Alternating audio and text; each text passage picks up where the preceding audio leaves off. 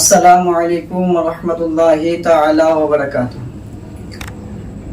রাসূল করিম সাল্লাল্লাহু আলাইহি ওয়াসাল্লামের সম্পর্কে আপনারা অনেক আলোচনা ও ঘটনা শুনেছেন। আমি আপনাদের সম্মুখে খুব সুন্দর গুরুত্বপূর্ণ আলোচনা নিয়ে উপস্থিত হয়েছি যে রাসূল করিম সাল্লাল্লাহু আলাইহি ওয়াসাল্লামের নাম মুবারককে শুনে আঙ্গুলকে চুম্বন দিয়ে চোখের মধ্যে লাগানো যাবে কি যাবে না? চুম্বন দিলে আপনি কি ফায়দা পেতে পারেন? চুম্বন দেওয়া যাবে কি যাবে না? জায়েজ কি জায়েজ নয়? চুম্বন দিলে আপনার কি উপকার হতে পারে? চলুন আজকে আপনাকে বিস্তারিতভাবে আলোচনা শোনাবো।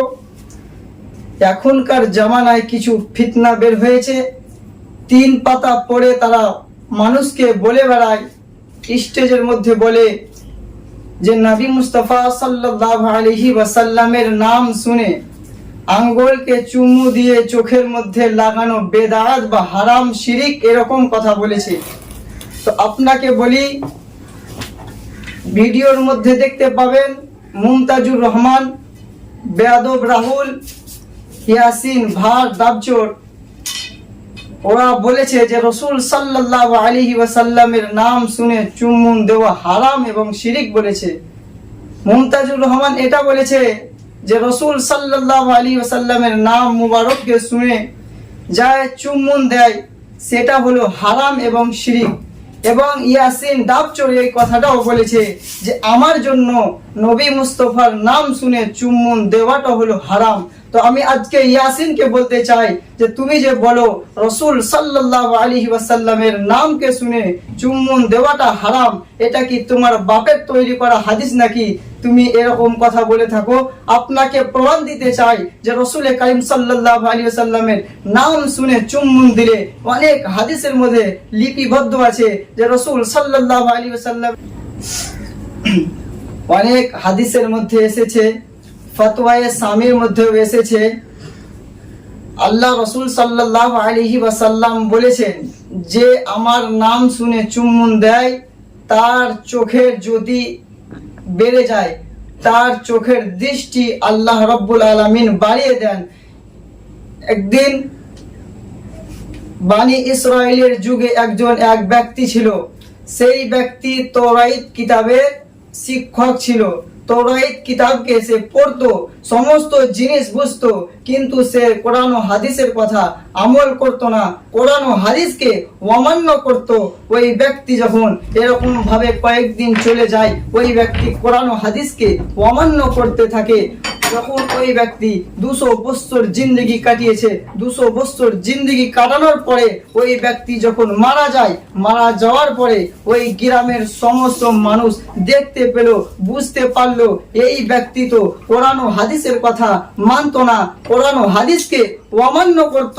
এই ব্যক্তিকে আমরা মাটি দেওয়া ভালো হবে না, এই ব্যক্তিকে একটা খারাপ জায়গায় ফেলে দেওয়া হোক। তখন ওই ব্যক্তিকে একটা খারাপ জায়গায়, যেই জায়গায় খারাপ খারাপ জিনিস ডাস্টবিনের ওখানে ফেলে দিল, ওই ব্যক্তিকে ফেলে দেওয়ার পরে ওই ব্যক্তিকে আল্লাহ রাব্বুল আলামিন আল্লাহ গায়বী আওয়াজ দিলেন, হে মুসা তুমি অমুক জায়গায় চলে যাও, এমন এক বান্দাকে দেখতে পাবে, ওই বান্দাকে ডাস্টবিনের মধ্যে ফেলে দেওয়া হয়েছে, ওই ব্যক্তিকে যাও ভালো করে তুলে নিয়ে আসো, গোসল করে ওই ব্যক্তির জানাজা পড়ো।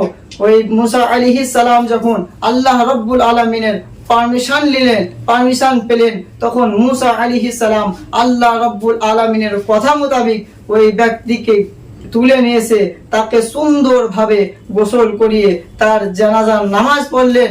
নামাজ পড়ার পরে ওই ব্যক্তিকে কাফন ও দাফন করার পরে আল্লাহ রাব্বুল আলামিনের কাছে মুসা আলাইহিস সালাম জিজ্ঞাসা করলেন, এ আল্লাহ, এই ব্যক্তি দুনিয়ার বুকে কি এমন কাজ করেছে যে এই ব্যক্তিকে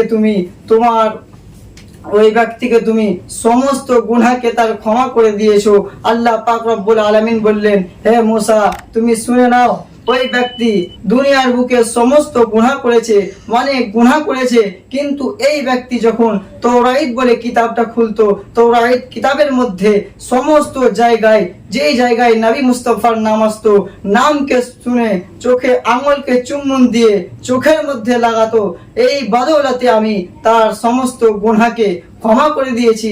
এইখান থেকে বোঝা যায় যে রাসূলুল্লাহ সাল্লাল্লাহু আলাইহি ওয়াসাল্লামের নাম মুবারক শুনে চোখে চুম্বন দেওয়া হলো জায়েজ রয়েছে।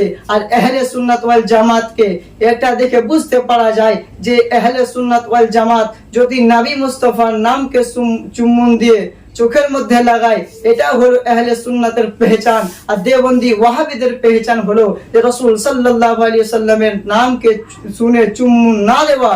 তাহলে আমাদেরকে রাসূল সাল্লাল্লাহু আলাইহি ওয়াসাল্লামের নামকে শুনে আঙ্গুলকে চুম্বন দিয়ে চোখের মধ্যে লাগাতে হবে।